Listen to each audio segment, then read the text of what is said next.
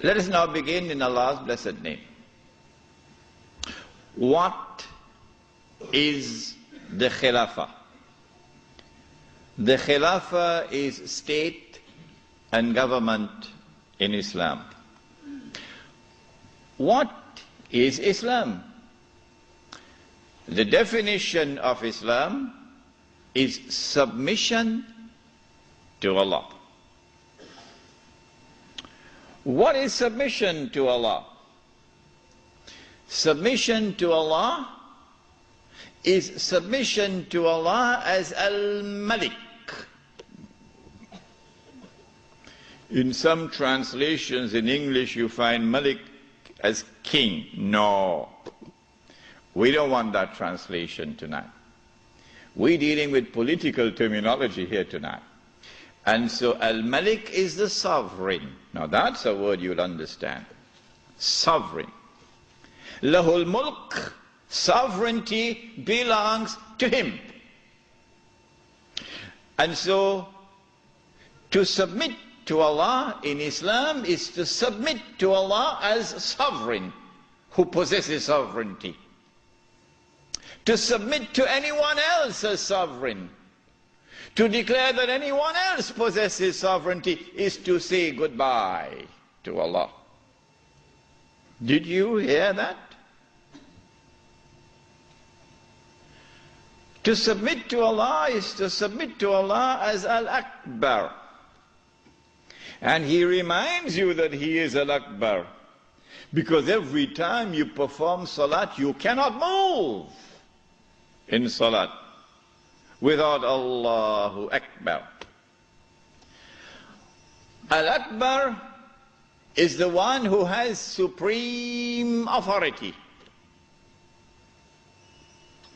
And so the Khilafah is a state and government which submits to Allah's authority as supreme. For a Muslim to submit to anyone else and recognize his authority as supreme is to say goodbye to Allahu Akbar. Islam is to submit to Allah as Al-Hakam. The 99 names, this is one of them. Al-Hakam is the lawgiver, who not only gives the law, but his law is the supreme law.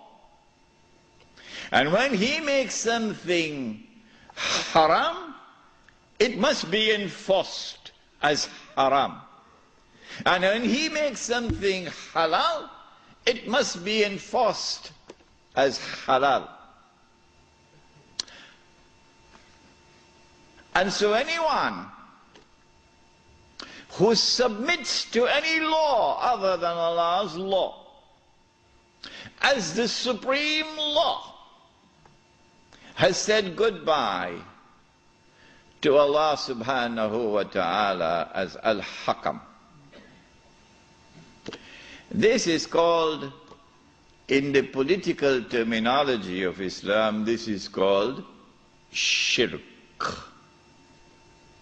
When Fir'aun declared, and of course everyone knows what Fir'aun said, Ana Rabbukumul A'la, I am the one who is sovereign. I possess sovereignty. That was shirk.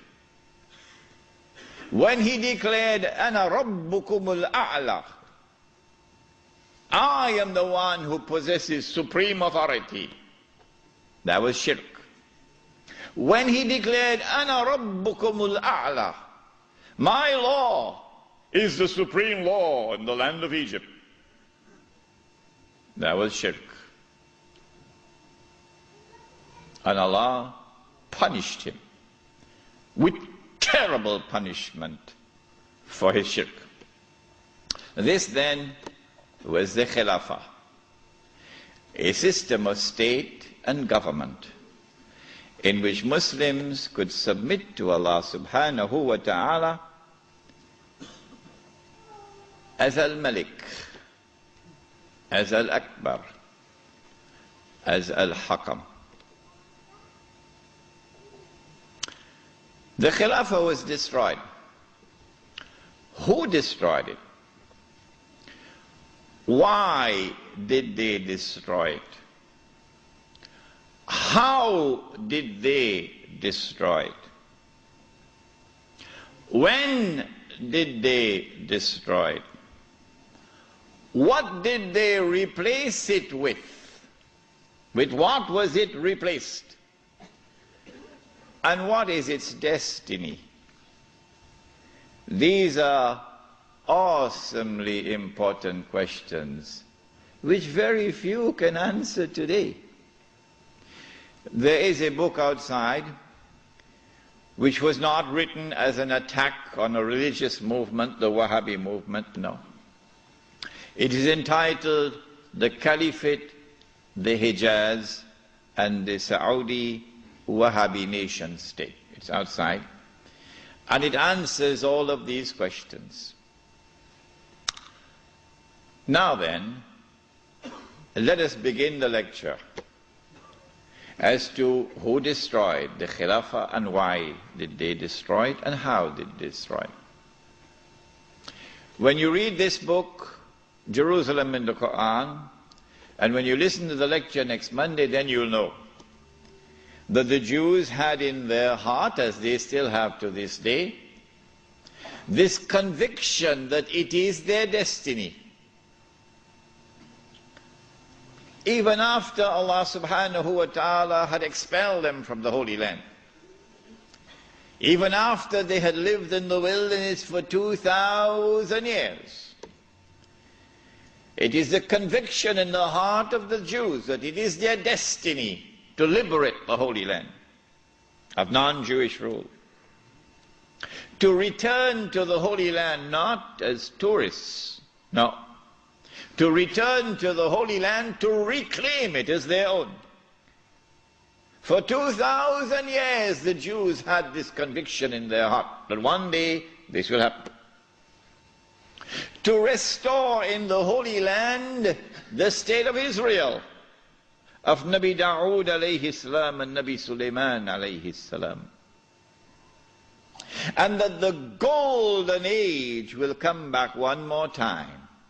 The golden age when that state of Israel, of Nabi Dawood alayhi salam and Nabi Sulaiman alayhi salam, was the ruling state in the world.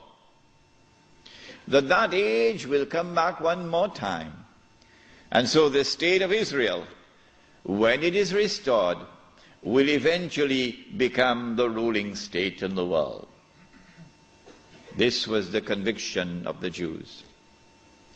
You and I, from the Quran and from the Sunnah, from the Ahadith of the Prophet ﷺ, we would know about the magnificent deception of Al-Masih al-Dajjal, who liberates the Holy Land in 1919, liberates the Holy Land of non-Jewish rule, who brings the Jews back to the Holy Land, not as tourists, but to reclaim it as their own, between 1919 and 1948, who restores a state of Israel in the Holy Land in 1948, and convinces the one-eyed Jews that this is the Israel of Nabi Dawood alayhi salam and Nabi Sulaiman alayhi salam, but of course it is not, it is an impostor.